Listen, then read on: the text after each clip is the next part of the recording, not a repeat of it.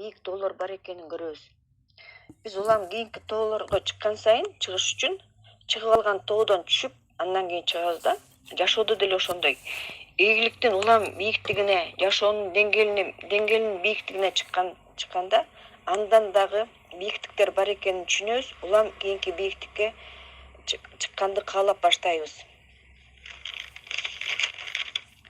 Биз түшүнүшүбүз керек, ар бир бийиктикке чыгууну ылдый жагынан баштайбыз. Анын үчүн биз ылдый түшүшүбүз керек.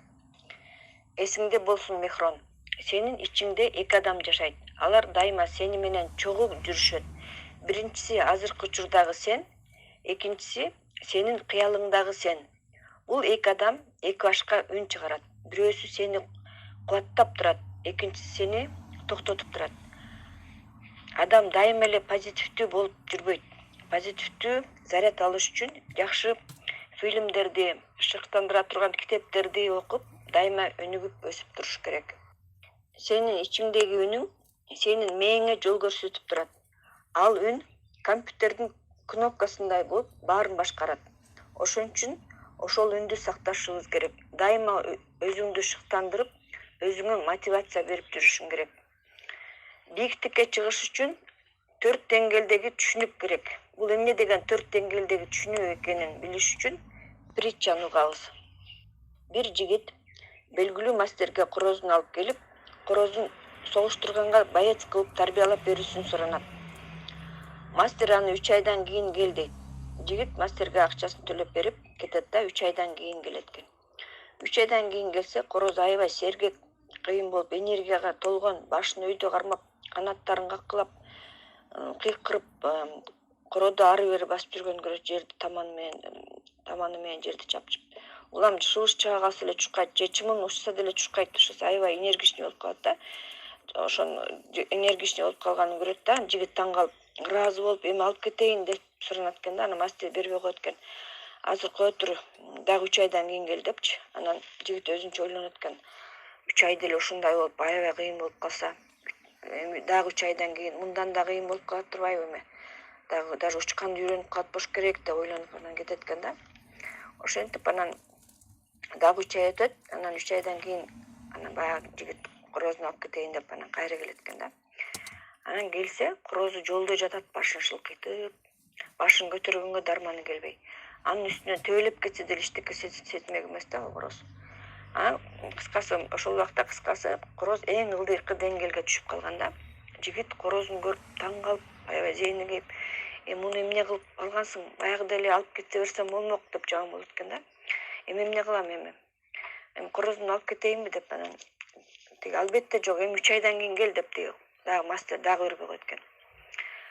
Ошентип анан дагы 3 ай өтөт. Анан 3 айдан кийин анан жигит корозун алып кетейин деп келсе, баягы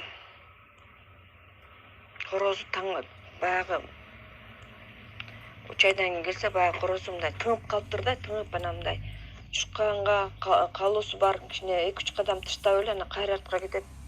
Бир үн укса барайын дейт, анан өзүн бирдеке токтотуп тургансыйт, мындай чечкиндүү эмес да.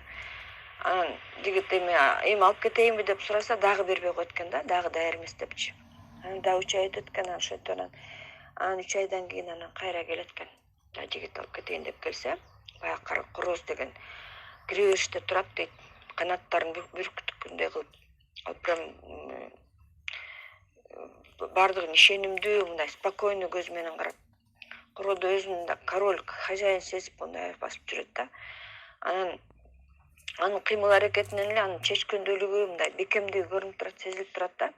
Эми алып кете берейинби деп анан, эми алып кетсең болобу деп суранат экен. Анан ооба, эми алып кетсең болот деп анан ошентип анан корозду бериптир да. Анан жигит кийинки күнү анан корозун баягы уруштурганга, баягы уруштура турган жайга алып келет экен да. Короздор уруштура турган жайга. Аны алып келип анан рингке кое берет экен да. Рингке кое бергенде короз рингте уверенно ары-бери басып, өзүнүн мондай гордый осанкасы менен баарын таң калтырат экен да.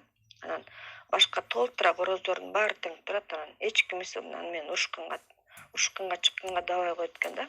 Анткени алар башка короздордун баары анын ички духунун күчүн сезип турушту дейт. Бул притча адамдарга түздөн түз байланышкан. Биз буну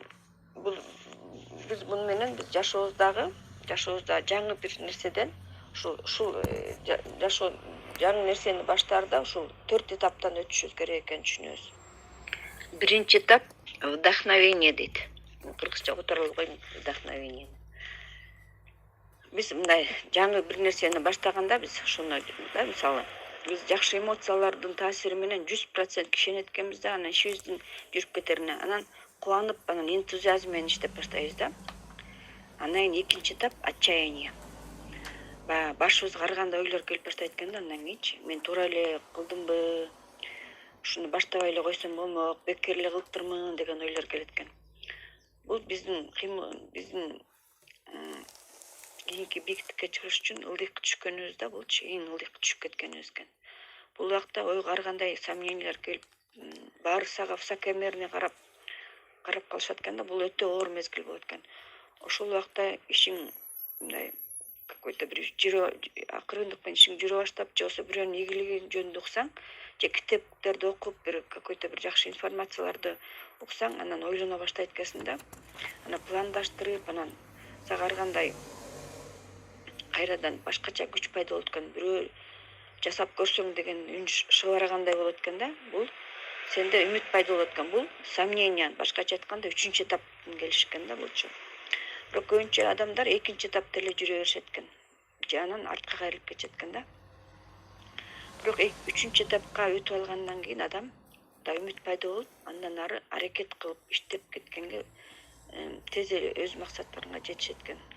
Андан кийин 4-чү этапта адам өзүнө ишенимдүү болуп калат, баарын түшүнөт. 4-чү этаптагы адамдын колунан баары келет.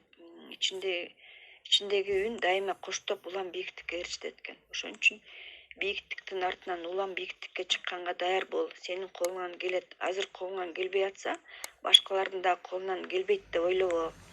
Эсиңде болсун, башкалар кыла турган нерсени сен дагы кыла аласың дейт.